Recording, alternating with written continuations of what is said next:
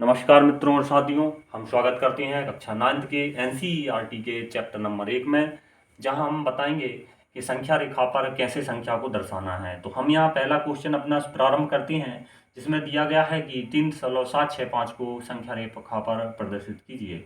तो सबसे पहले हम प्रदर्शन करें यदि संख्या रेखा पर, तो संख्या रेखा को यहाँ बना स्केल के माध्यम से आप एक लाइन खींचिए, जिसमें एक रेखा खींचिए लगभग चार चार सेंटीमीटर तक। तो यहाँ आपका 0 होगा, यहाँ 1, यहाँ पर 2, यहाँ 3, यहाँ 4, लगभग 3 और 4 के बीच में आपका होगा 3.6, 3.7। तो यहाँ से आप एक लाइन खींचिए, जिसमें आपको दस्तक बनाना है, जिसमें आपको लिखना है यहाँ पर आपका 3.1 होगा, यहाँ पर आपका 3.4 होगा, यहाँ पर आपका। तो इसके बीच 10 संख्याएं खींचिए। इसके बीच यदि 10 संख्याओं को खींचा जाए तो ये होगा आपका 3.1, 3.2, 3.3, 3.4, 3.5, 3.6, 3.7, 3.8, 3.9 और ये जो लास्ट वाला है आपका 4 होगा। तो ये वाली संख्या आपकी 3 रही, ये 4 रही। इसको आवर्धित करके अर्थात जूम करके आप अगर देखेंगे तो देखने में समस्या आएगी, इसलिए स्केल की सहायता से ये वाली लाइन यहाँ करके आप 10 तक, 1 से लेकर 10 तक सेंटीमीटर तक लाइन खींच लीजिए, उसके अंदर बनाइए और वहाँ पर मानिए 3.1, 3.2 ऐसे करके 4 तक खींचिए, 3, 9, 3, 4, 4 तक खींचिए। फिर उसमें आपको देखना है, हमने पहले देखा यहाँ पर जो होगा आपका 3.1, 3.2, 3.3, 3.4, 3.5, 3.6। तो जो आपका यहाँ वाला भाग होगा 3.6 और यहाँ होगा आपका 3.7। आपको लेना है 3.7, 6 जो है यहाँ पर आएगा 3.7 और 3.8। इस वाले भाग को आपको पुनः जूम करना है और यहाँ एक लाइन खींचनी है 10 तक पुनः। यहाँ आपको लाइन पर देखना है, यहाँ तो होगा आपका 3.7 और यहाँ होगी आपकी संख्या 3.8। तो आपको इन दोनों को खींच लेना है, जिसमें आपको 3.7 और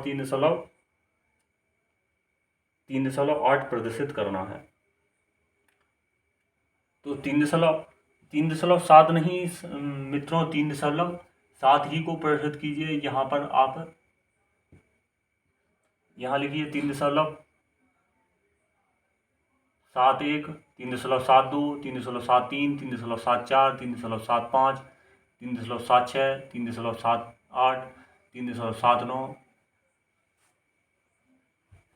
और वो हो गया आपका 3.8। एक बार पुनः मैं आपको बता दूं, 3.71, 3.72, 3.73, 3.74, 3.75, 3.76, 3.77, 3.78, 3.79 और 3.8। ये यहाँ पर आपका हुआ 3.8। तो हमें क्या चाहिए यहाँ पर 3.76। तो हम यहाँ पर देखें 3.71, 3.72, 3.73, 3.74, 3.75, 3.76, 7, 7, 8, 7, 9। तो ये वाली हमको संख्या चाहिए। तो यहाँ होगा आपका 3.76 और ये वाली संख्या होगी आपका 3.78। तो हमें जो 5 मिलेगा वो 7 और 8 के बीच मिलेगा। तो हम यहाँ पुनः बात करें 3.67 और 3.78 के बीच एक संख्या रेखा खींचे, तो यहाँ आपका होगा 3.76, 3.76 1, फिर 3.76 2, 10 तक खींचे, 1, 2, 3, 4, 5, 6, 7, 8, 9, 10। तो ये 3.761, 3.762 ऐसे 3.761 इस प्रकार 3.72, 3.73 हमें चाहिए 3.5, 765, 72 ये हो गया 3, ये हो गया 4 वाला, ये हो गया 5। तो ये हो गया आपका 3.765। इस प्रकार उत्तरोत्तर आपने लाइन खींच के आवर्धन किया, इसको पहले जूम किया और फिर ये वाली लाइन खींची, फिर इसको जूम करके देखा, ये वाली लाइन दिखेगी, जूम करके देखिए ये वाली लाइन दिखेगी, जिसमें आपको 3.765 यहाँ प्राप्त होगा। तो आप इसको इस प्रकार हल कर सकते हैं सवाल को। आपने कैसे हल किया एक बार और बता दूं। सबसे पहले आपने जहाँ जो संख्या लिखी थी और उसमें 3.7 दिया था, तो उसकी अगली वाली संख्या तक लाइन खींचिए, अर्थात 4 तक लाइन खींचना है आपको। तो यदि आपको 5.6 दिया होता तो 6 तक लाइन खींचते। यहाँ पर 3.765 दिया है तो आपने 4 तक लाइन खींची। सबसे पहले 1, यहाँ पर 2, यहाँ पर 3, यहाँ पर 4, ये 4 है आपकी संख्या। तो फिर उसके बाद आपने इन दोनों के बीच 10 लाइनों को पुनः खींचा स्केल की सहायता से। आप ऐसा कीजिए कि स्केल की सहायता से ये पूरी पूरी लाइन यहाँ से यहाँ तक 4 तक खींचिए।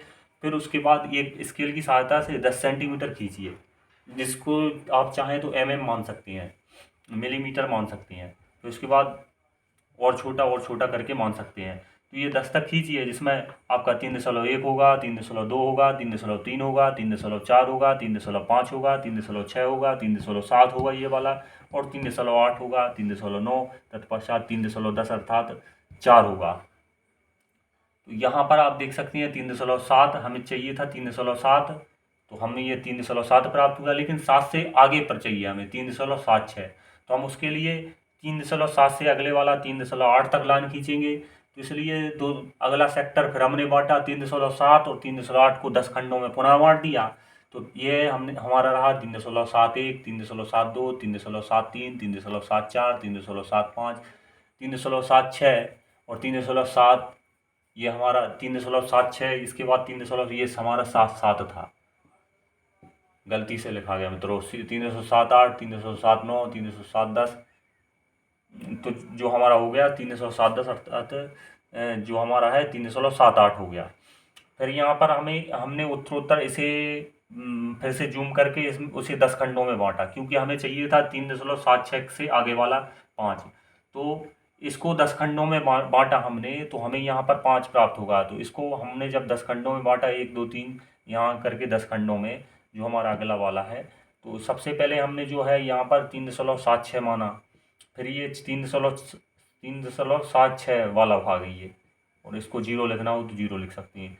3.71, 3.761, 3.762, 3.763, 3.764, 3.765, ये 3.766, 3.777, 3.788।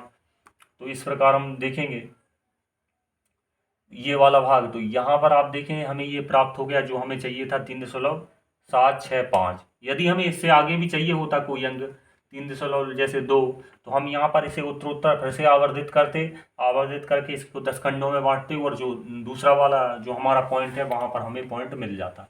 लेकिन चूंकि सवाल यहाँ तक था तो ये सवाल आपका हल हुआ। इस प्रकार हम अगला सवाल भी हल करेंगे। हम आशा करते हैं आपको समझ में आया होगा। इसी प्रकार हम अगला सवाल हल करें तो हम देखें कि अगले सवाल में क्या दिया है। इसी पार्ट का अगला सवाल क्वेश्चन नंबर 2, जिसमें दिया है आपको क्वेश्चन नंबर 2 में आपसे कहा गया है कि 0 क्वेश्चन नंबर आपका 2 है 4.26, 4.26 इसका बार लगाए आपको, जिसे हम आवृत्ति बोलते हैं, वो देखिए दशमलव स्थानों तक देखिए कितने 4 दशमलव स्थानों तक हमें बात की गई है। तो सबसे पहले हम देखें कि 4 स्थान होते क्या हैं। जो हमें बार दिया है, हम जानते हैं कि क्योंकि बार अर्थात आवृत्ति का मतलब होता है संख्या को कितनी ही बार लिखा जा सकता है। तो हम इसे इस प्रकार भी कुछ लिख सकते हैं, 4.26 ऐसे करके लिख सकते हैं। लेकिन चूंकि हमें संख्या यहाँ तक चाहिए तो हम यहाँ लिखेंगे इसका बार। तो हम यहाँ पर लिखें संख्या, तो सबसे पहले हमें 4.2 चाहिए, तो हमें 4.5 तक खींचना होगा, हमें 5 तक खींचना होगा। तो हम सबसे पहले 0 से लेके 5 तक एक लाइन खींचे, संख्या रेखा खींचे। तो ये वाला हमारा रहा यहाँ पर 0, यहाँ पर होगा 1, आप स्केल की सहायता से इसे 5 सेंटीमीटर तक खींच लीजिए। यहाँ 3, यहाँ आपका 4, ये वाला हाँ यहाँ 5 रहा। फिर जो 4 और 5 के बीच हमें 4.2 दिया है, ऐसे 4 और 5 के बीच एक संख्या खींचिए, जिसे 10 खंडों में बांटिए। 10 खंडों में बांटना है। यहाँ पर 1, 2, 3, 4, 5, 6, 7, 8 और आगे ले लीजिए इसको। तो यहाँ पर हो गया आपका 8, 9 और ये 10, आपका हो गया ये 10। तो यहाँ आपका 5, यहाँ 4, 1, 2, 3, 4, 5, 6, 7, 8, 9, ये वाला आपका 10। तो यहाँ आप लिखेंगे 4.1, 4.2 हमें चाहिए था, चूंकि 4.2, तो हम यहाँ पर बात करेंगे। ये हो गया आपका 4.2, ये हो गया आपका 4.3। अब हमें चूंकि चाहिए 4.2 और 4.3 के बीच 4.26, तो हम यहाँ बात करेंगे 4.26 की। तो इसको पुनः 10 खंडों में बांटिए आवर्धित करके। तो 10 खंडों में जब हम बांटने का प्रयास करेंगे इसको, तो ये हमारे होंगे 1 2 3 4 5 6 7 8 9 और ये वाला 10। तो ये वाला जो है हमारा वो 4.20 होगा, और ये होगा वो हमारा 4.30 होगा। तो इसको हम ऐसे भी लिख सकते हैं,